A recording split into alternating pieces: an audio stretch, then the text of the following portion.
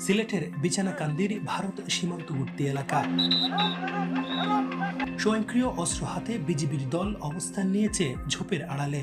হঠাৎ করেই তারা সাদা পোশাকে মাথায় বস্তা বহনকারী একটি দলকে সরাসরি অ্যাম্বুশ করল। বিজিবির তাড়া খেয়ে বস্তা ফেলেই প্রাণ হাতে নিয়ে সীমান্তের দিকে দিল রুদ্ধশ্বাসে দৌড়। কি আছে এসব বস্তায়? কেনই বা বিজিবির এমন অভিযান? সেই রহস্য খোলাসা হলো কিছুক্ষণ পরেই, আর তাতেই বিজিবির চক্ষু চড়ক গাছ।